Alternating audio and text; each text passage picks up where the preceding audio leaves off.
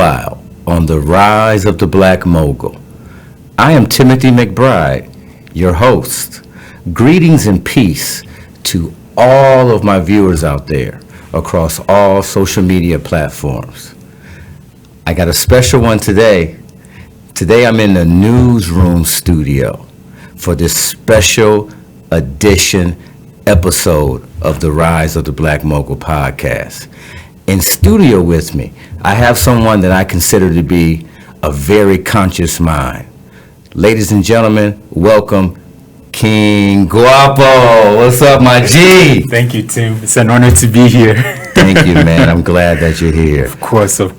King Guapo, man. Yes. Let's get into it. Oh, let's go. Man, tell the people who you are, what it is that you do, Right. and one word that describes you. On November 12th, 1993, there was a big thunderstorm. Boom! That's how I was born.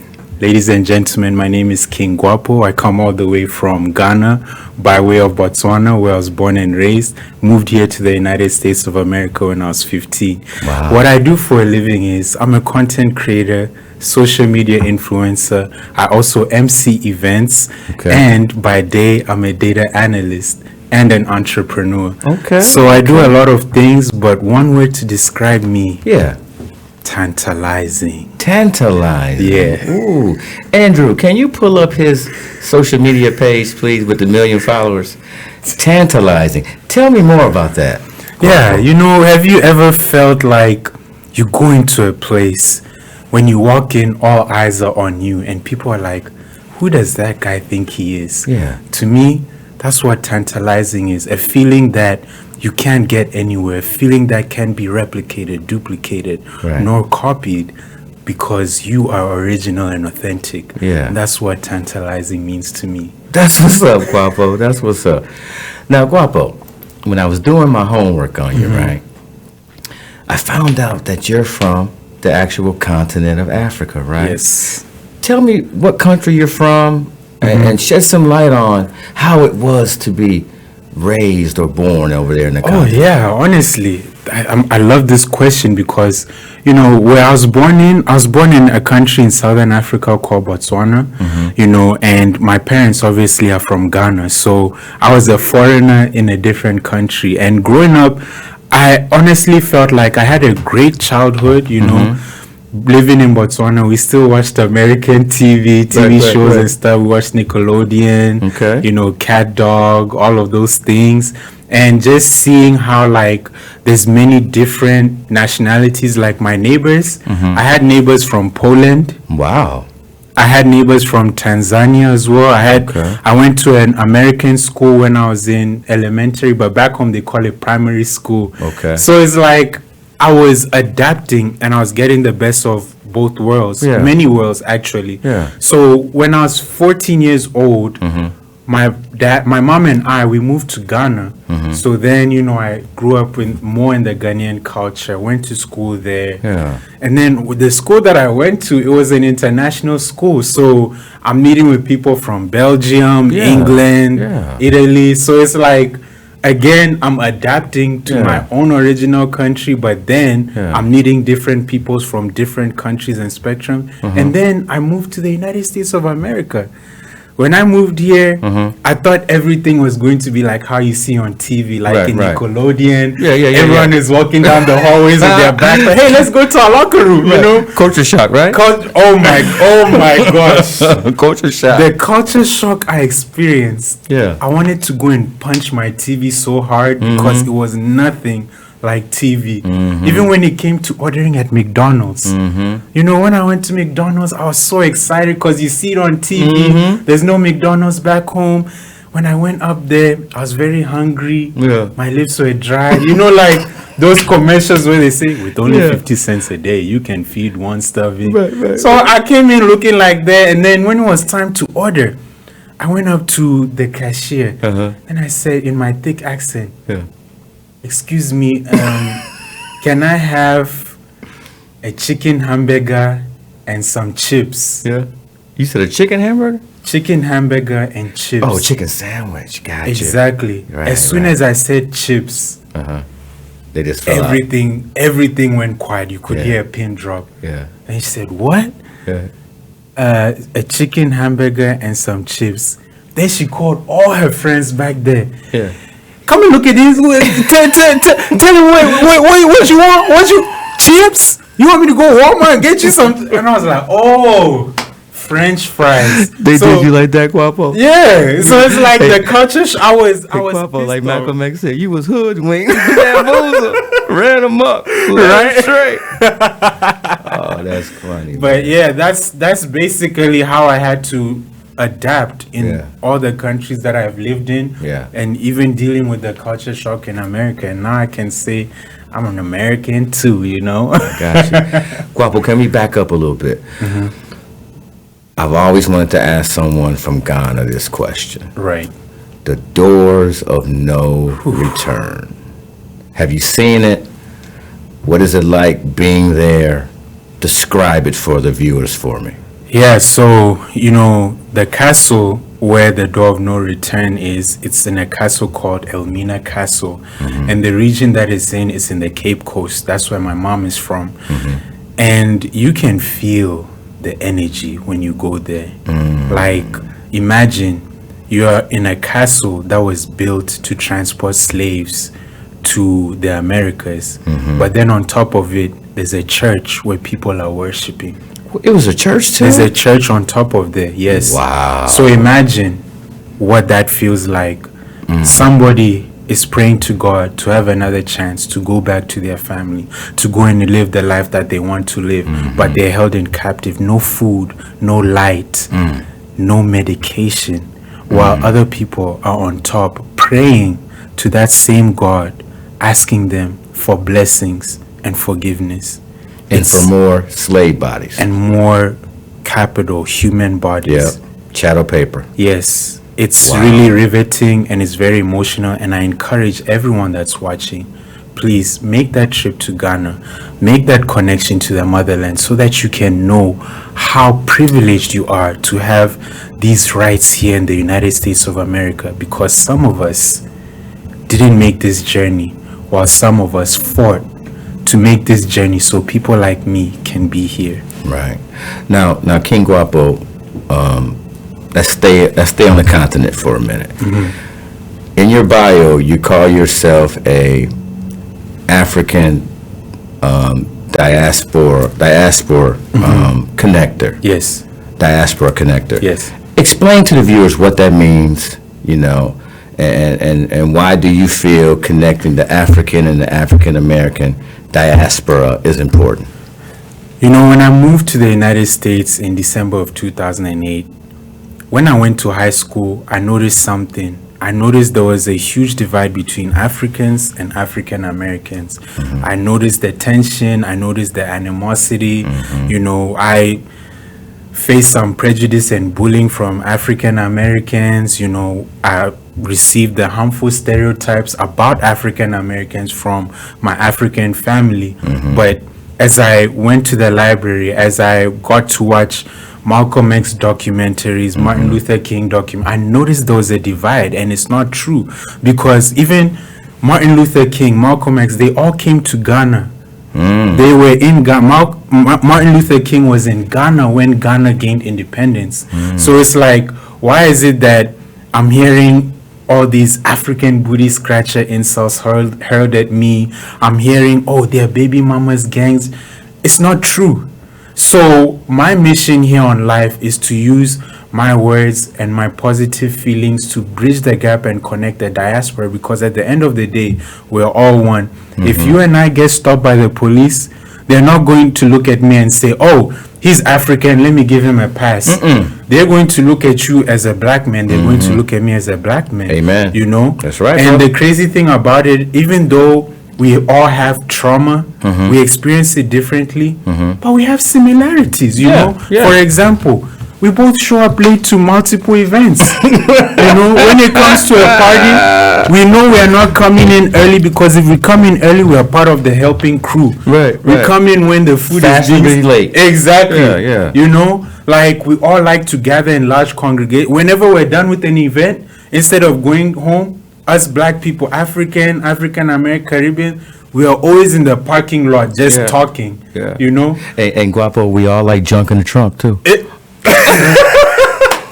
you know what they call it in my country, What they call or it, Guapo? in West Africa, we call it nyash. Nash. Nyash. Okay, I'm gonna Yes, remember that. Nash. Remember All right, Nash. I will. So we have similarities, and I Yeah. want us to start looking at our history from the lens of similarities, because we always, when I moved here, it's always, oh, slavery, slavery, slavery. Back Yeah. home, they don't talk about slavery, you Really? know? Yeah, so it's like, How come? because the colonialism Mm-hmm. and there's a lot of like pressure to not teach the history. It's more like, okay, let's just talk about the clean stuff, the nice stuff, but it's like we need to learn the history so that we don't repeat that history, Mm-hmm. because right now, I get it, there's no slavery and stuff, but Yeah. there's neo-colonialism, you Yeah, know? yeah. Now they're taking resources from Africa. Now they're making it harder for people to go to Africa, you know? They're making it harder for people from Africa to come to America. So we need to learn the history. We need to learn the similarities and what makes us strong, because united we stand, Yeah. divided we fall. So Guapo, coming from the African American side, Yes. right? Hopefully this will help you. What I've seen, growing up, because I grew up in Michigan, right, and dealt with some individuals from Africa that went to school with us, and it's almost like folks from the continent look down on us. Why? You know, when I first moved to America and I was about to go to school, high school, shout out to Lake Highlands High School, I went to use the buses to come home, and I came late because I didn't know the system. And when I came late, my dad and my uncle were waiting for me, and my uncle came to talk to me, and I kid you not, the first thing he came is like, Sasu, you see these people? You want to be like them? You want to be smoking on the streets? You want to be joining gangs? Don't hang out with them. I get it now. Okay. And it's because of the harmful stereotypes and the rhetoric that's put about with African Americans. So now imagine It's the very, very bad side. The bad side. Not the side like me. exactly. So imagine you see Like one I did that, everybody, not the side like me. Go ahead, my fault. Go ahead. imagine you see one person who commits a crime and goes to jail. You don't know why he committed the crime. You don't Yeah. know if he's doing it to help his family. Yeah. I'm not condoning crime. Yeah.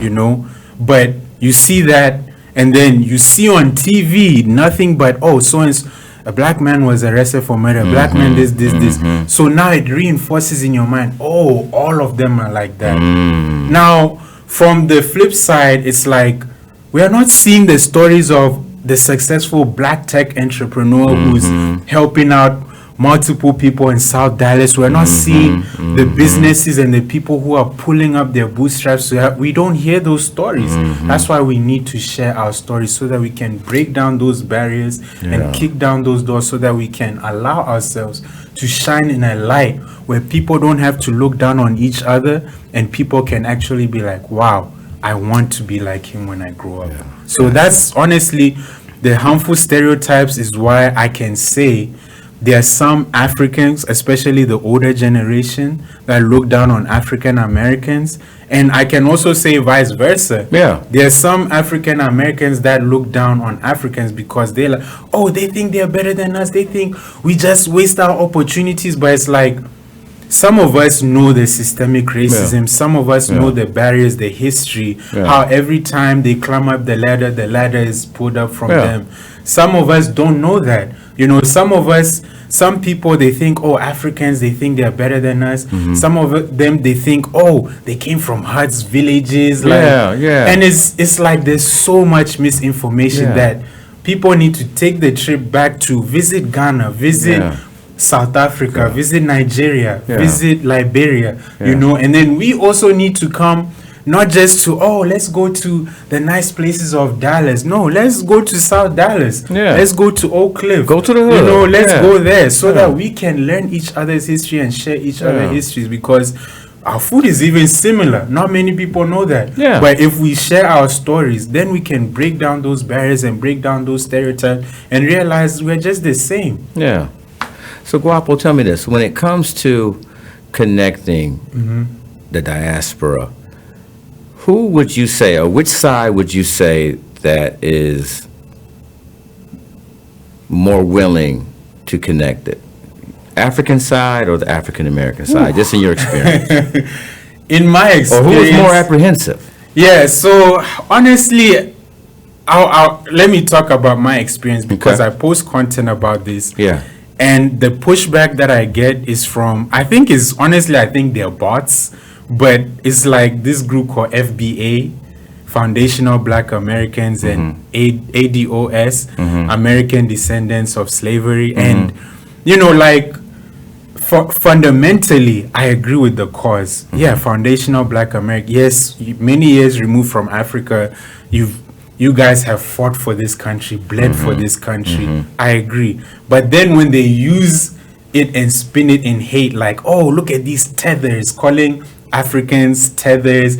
Oh, Tethers, what's that? I don't even know. But that's those are the comments I get on my is the page. thing that goes around your ankle when the laws get you. Exactly. That's why I'm like, why are they tethers? What's that? Oh, look at these, all these nasty insults when I post content to bridge the gap and connect the diaspora. So I would say that from what I've experienced, the apprehension has come from The African American side, yeah. ADOS. But then on the flip side, like, I kid you not, in the pandemic, when TikTok was blowing up and people were listening more to Afrobeats and stuff, it was more African Americans who were like, oh, I want to go to the motherland. Wizkid, So it's like, at first it was less apprehension from both sides, but now it's like, I don't know, all of a sudden it's like, you have the FBA, ADOS, and then now you have like the radical hardcore Africans that are like, no, we don't want this. But then you also have the Africans that are like, nah, we need to come together. And it's like, just go on Twitter, especially on Twitter, you will see the comments that I'm talking about people. If you watch any content that's aimed at like, hey, Africans going to America and African Americans visiting God, look at the comments. I promise you see someone from FBA saying, oh, Delia Nation is a must. We shouldn't unite with them. We American, stuff like that. Wow, interesting. When we first met, Guapo, we kind of touched on this. What I see is, and John Hope Bryant talked about this. Exactly. Remember we talked about the difference between self-confidence and self-esteem, where with the African Americans, right, our self-esteem was shot. Being in this system, right, where for you guys, right, for the Africans, your self-confidence is here, exactly, right, yeah, right, and your self-esteem is here. So we have self-confidence, but our self-esteem is down here. So I think that has a lot to do with the difficulties or the challenges of connecting the diasporas, because African Americans got to get their self-esteem up. I agree. Right, from being in this challenging system. Right. And I say another thing, right? And some of my friends, we talk about this sometimes. We mad at y'all because y'all left us, man. Y'all ain't come get us, man. We mad at y'all. Y'all ain't come get us, man. Y'all could have took over South Africa. It's more of y'all jumped on them boats and came and got us, man. Why can't y'all come get us, Guapo? I will say this. I'm just playing, right? Yeah, I know, but no, it's funny though. It's funny because I also heard that before. Yeah, too, right? And I also agree because it's like, when you face trauma, just like you said, the self-confidence and the self-esteem, you really look at yourself from a closed-minded perspective. For example, why is it that the continent of Africa produces most of the resources for the entire world, but then many of the countries are considered third world countries? Yeah. Exactly. And that's one of the reasons why Don't make sense, right? Yeah, it doesn't make sense. And because of that small-minded thinking, we can't come back and like, hey, come back home. Now we are starting to catch up because thank God for the internet and stuff like that. But when you have several years of having governments where they're being taken out by foreign adversaries, and you're having puppet governments installed so that they can loot resources for enriching themselves, but Yeah. also making shady deals with like foreign companies. Yeah. So now people are suffering, and it's like so much tension and so much instability. Yeah. You're not thinking about, oh, my brother's back home. You're thinking about, how am I going to survive today? You know? Yeah, So it's yeah. like, right now, we are now starting to wake up. People like all across the diaspora, the Caribbeans, back home in Ghana. Even Ghana, we have Year of Return, Yeah. where like every year we welcome all African Americans, all people from the Caribbean. We even give them citizenship.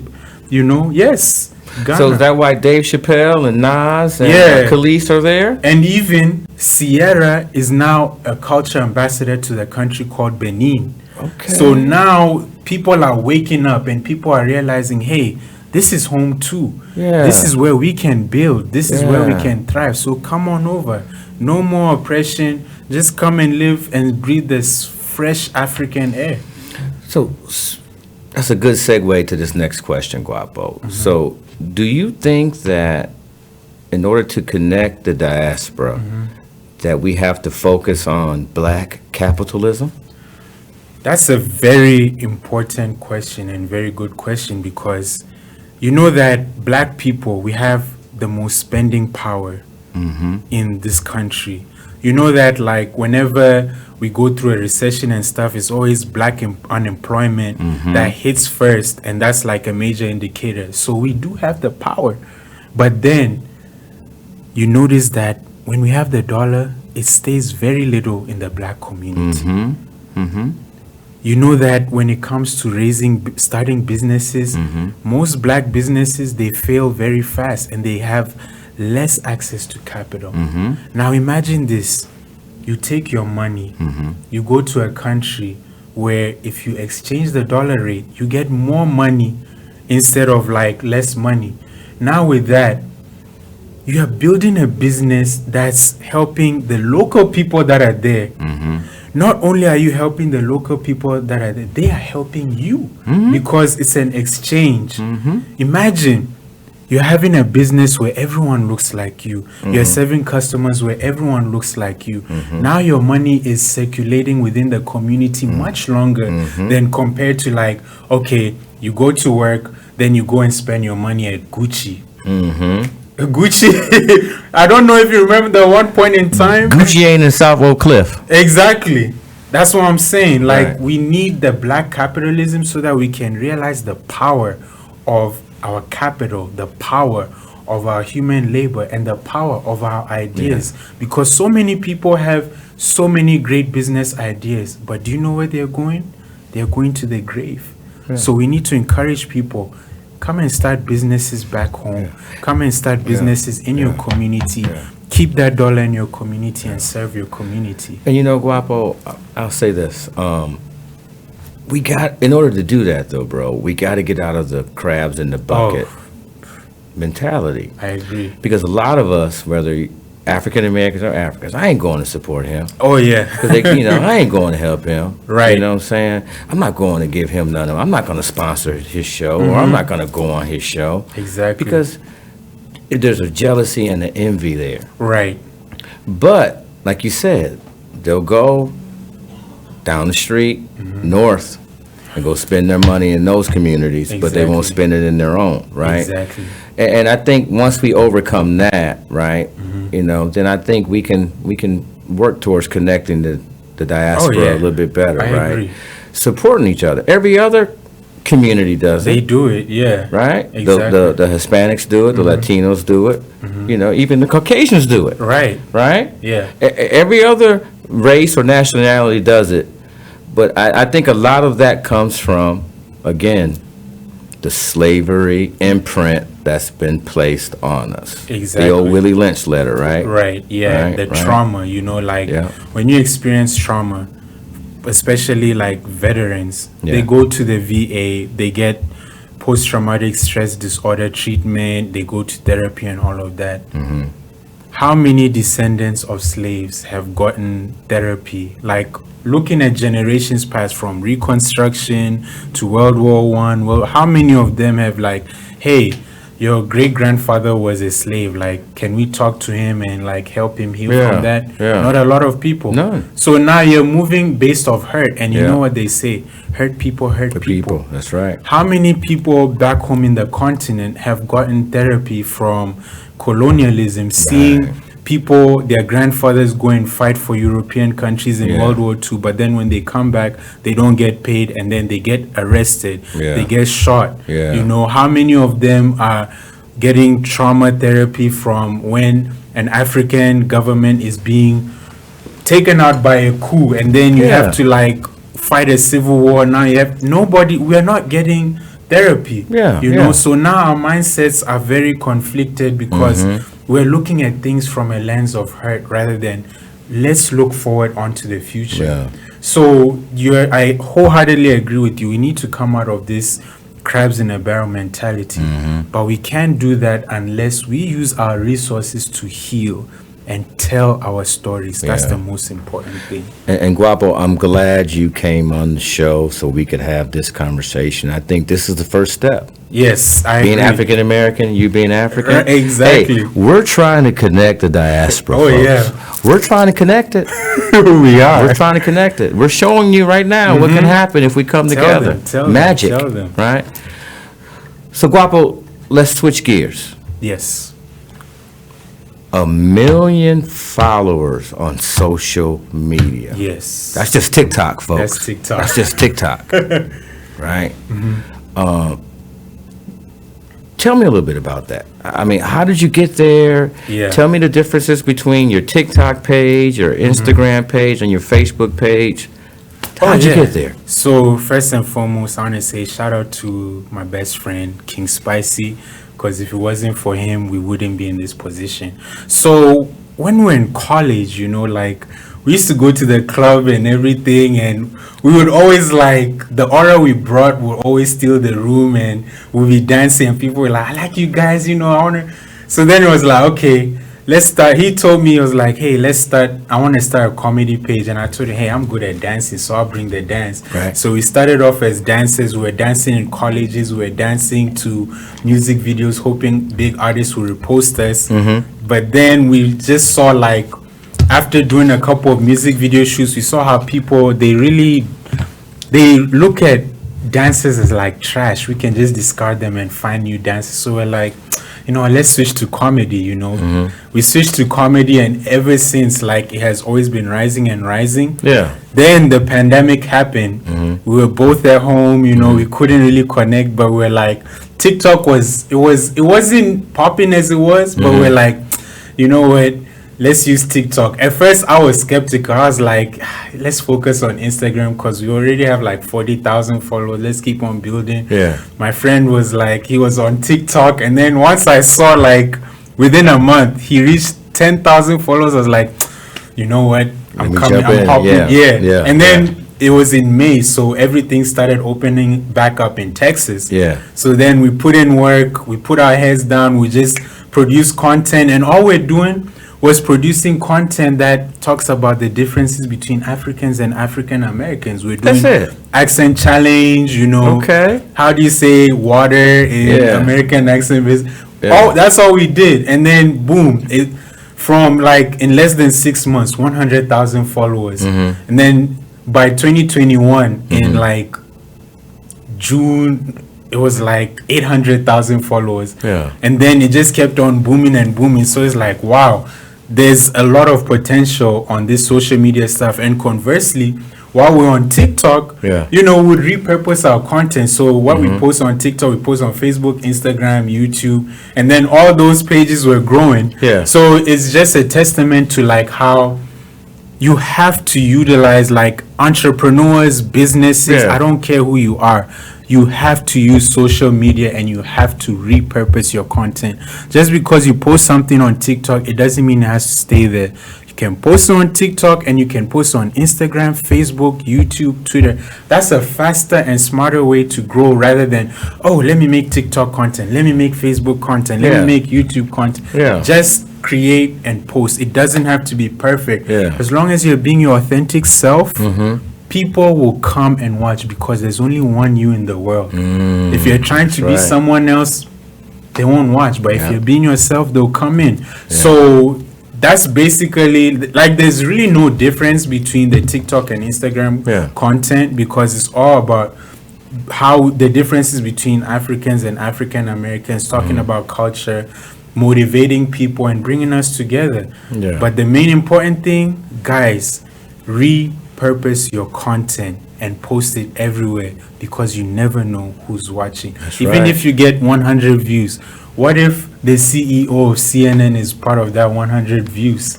You know? Boom. So you have to post your content everywhere. That's right. I mean, that's some good advice. I mean, I'm here right now in this studio because the CEO of this studio saw my first podcast. Exactly. So see how that works? Yeah, you never know who's watching. And what I tell people, Guapo, and I'm glad you said that, you know, your social media isn't for your friends, your coworkers. It's for you and your self-expression. Exactly. And the people that need to find you, will find you eventually. Yes. Right? So just keep posting. Exactly. Like you say, if you get 1 like or 10,000 likes, you know, keep posting. Exactly. Now, when I told someone I was bringing you on the show, they wanted me to ask this question. So, Karen, this question is for you. Hey, Karen. Karen said, ask him, Tim, with 1 million followers, how much money is he making on TikTok? Woo! Show me the money. Is he getting bread? Where's my phone? No, I'm just kidding. So I will say this, monetization is different across multiple platforms. Okay. You know, I don't want to put too much out, because, you know, No. IRS, I don't want you to get robbed. I don't want IRS to audit me. That's right. But I will say this. What has made us the most money is actually not TikTok. It's Facebook. Yes, Facebook. And I want to say this, guys, post on Facebook, because the opportunities are endless. And here's why I say that. So with TikTok, again, every platform is different with how they count monetization. You know, with TikTok, it was more so like working with brands, and they used to like count the engagement and the views and stuff. Which was good for a while, but then after that, like, it started slowing down, you know. But then on Facebook, it's like they have so many incentives and challenges, and like if you get videos with like 1 million views, like it stacks up, and then it counts like for a month. So like from June to end of June, you know, like they'll have a time period where they well, if not even end of June, probably like June 12th to July 12th. Like they'll have a 30-day cycle. 30-day cycle where like if you do really well, you have videos like millions of views and stuff. Like, for example, one video that we posted, it was just a video, like a 20-second video of us, me and my friend in a car, just doing like a funny African stereotype, you know, and that got like almost 20 million views. And funny enough, people are stealing that content and posting it as their own. But the story that I'm trying to say is, because it did so well on Facebook, that video, like, even if I repost it, like, it still makes us money. And people are making money on Facebook. Man, you got to teach me, bro. Yeah, I got you. Because I will say, like, you can make a good 5 figures per month on Facebook alone. Now imagine, that's Facebook. Now imagine you combine your TikTok, you combine your Instagram, you combine your YouTube. Now you can make like 6 figures in 3 to 6 months. And I'm not just saying this because, I'm saying this because imagine waking up, when you check your bank account, Meta Inc. has paid you you'll be like, okay, I want to create more, because I can focus on creating content to either market my business or just to get monetization off of views. I can even use it as a second source of income, stuff like that. So if I had to give one piece of advice, TikTok, yes, it pays, but as Facebook compared to Facebook, Facebook, you can make a lot of money.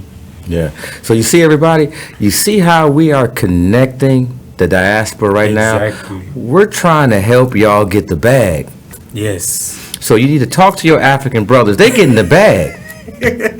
There's some African American brothers They too. getting the bag.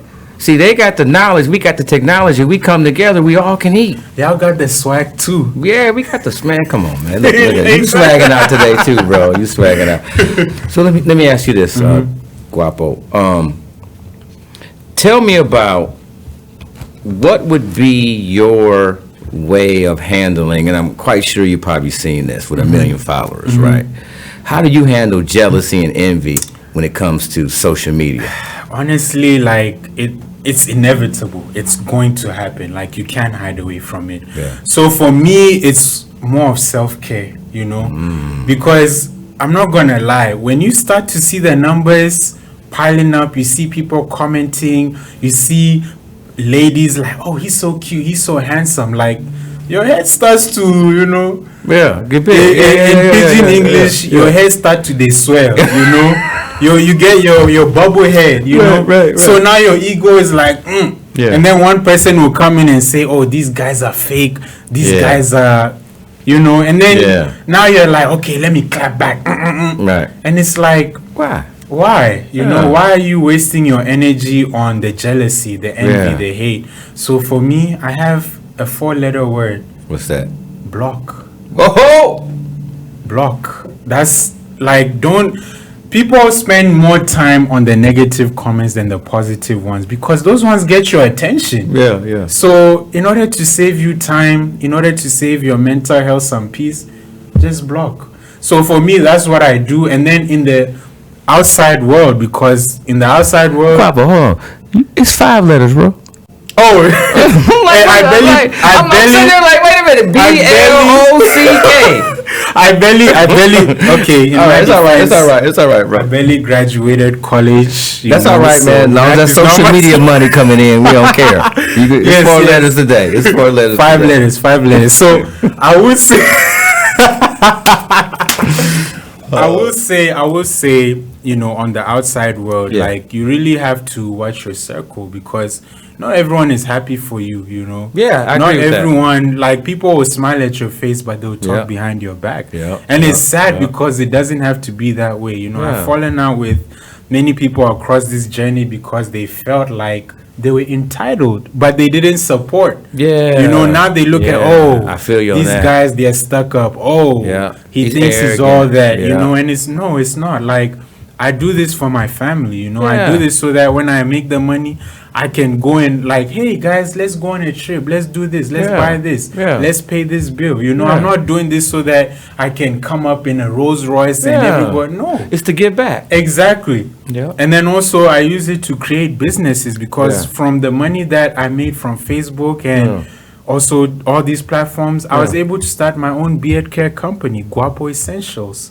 So that's what I'm saying. Like, tell me about Guapo Essentials. Yes. So, you know, as men, we always get like a 3-in-1 shampoo. Oh, like, it's for self-care. Yeah, like we men also need self-care. It's not just for women. So I created a brand where we create natural organic products that are sourced from Ghana to help men feel their ultimate confident self. We have beard butter, we have beard oil. You know, we're coming up with our own shampoo so that, you know, you can not read all these harmful chemicals on this bottle and just so it's natural and feel confident, you know. So the blessings that have come from this has helped me to start other businesses and bless other people as well. Well, I hope you bless me, become a sponsor of the Rise of the Black Mogul podcast. We are in there, we are locked in, my man. Yes, my sir. man. Yes, sir.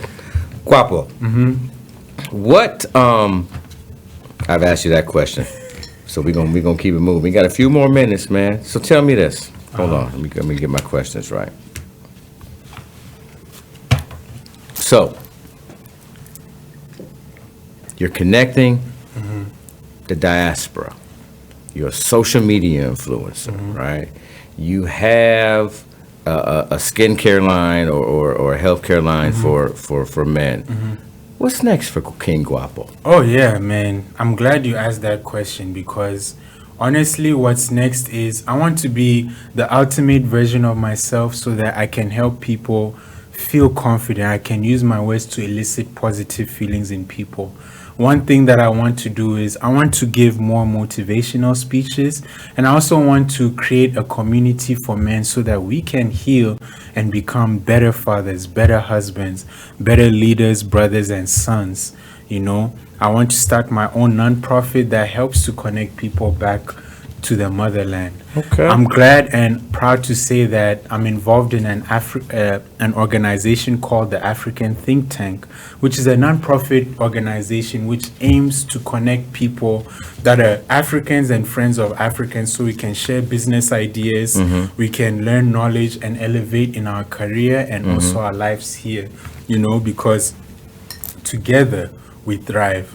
And maybe one day, like, I want to go into politics, you know, Okay. like maybe start here, mayor of a county, right. or like, you know, civil service, like Yeah. city councils, because I want to help people, you know. Yeah. I hate it when like there are many people in impoverished communities where they don't have access to like healthy food and stuff, and Yeah. I just want to help doing that, help to bring that change about through policy and legislation. So that's what I see in myself in the next 5 years. Okay. So, Guapo, tell me this. What would you tell your 14 or 15-year-old self right now today? If I had to tell my 14 or 15-year-old self, From what you've learned, from what, since you've been here, now you're how old now? I'm 31. 31. Yeah. So, seeing what you've seen and experiencing what you've experienced, what would you go back and tell your 14 or 15-year-old self? Son, listen, whatever you want to do is all in here. You are victorious, you are courageous, you are adventurous. Just because they say no, it doesn't mean it's a rejection. It just means another opportunity. Keep on learning, keep on striving for success, because if you do something right the first time, the possibilities are endless. Don't be afraid, because you know how to adapt. You know how to change. You know how to fit into any situation without being tied and shackled to the fear that imbounds you. Keep on striving for success and never, never, ever stop learning, because education is the key that unlocks all the doors that can be opened through charisma, through fame, and through money.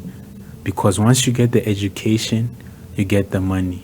Once you get the money, You get the power. All right. Guapo, man, I was going to ask you to look back in that camera and give the people some more wisdom, but that's a mic drop moment right there, I my know, man. right? That's a mic drop moment. Guapo, thank you, man. No, thank you, Tim. I love what you're doing. I love how you're highlighting Black successful people. We need more of this in our community. And keep on doing. Don't let anybody stop you. And remember, post on all platforms. I do, man. I just sign up on all platforms. I do, Guapo. I just need everybody to start liking it. Yeah. Quit hating on your boy and hit that like button. Share it, right? Share it. Everything. Share it. Share. Well, you know, Guapo, gotta send a shout out before we go to a few of my sponsors, man. Oh, yeah. The first sponsor that I'd like to thank for being a sponsor for the Rise of the Black Mogul podcast is Miss Linda Ranson. She is the owner and operator of Ladybug Events and Design. My second sponsor, I'd like to thank my cousin, Alonzo Betts from Saginaw, Michigan. He is the general manager of Evans and Brown Funeral Home there in Saginaw, Michigan. Thank you, cousin. My next sponsor is from Denton, Texas, Mr. Danny Smith. He is the owner and operator of Blade Smith Barber College and North Texas Cuts. As you can tell, that's why I got this fresh haircut from. My next sponsor is Miss Sherry Bertrand. She's the owner and operator of White Smiles of Denton. And last but not least, I'd like to thank my cousin, Quincy Demery, also from Saginaw, Michigan. He's the owner and operator of Cozy Cookhouse. And his motto is, where passion meets flavor, one bite at a time. Saginaw, go check him out. He got some good eating over there. And with that said, that's the end of the special episode for the Rise of the Black Mogul podcast. where passion meets purpose. The rise begins here. Andrew, fade to black.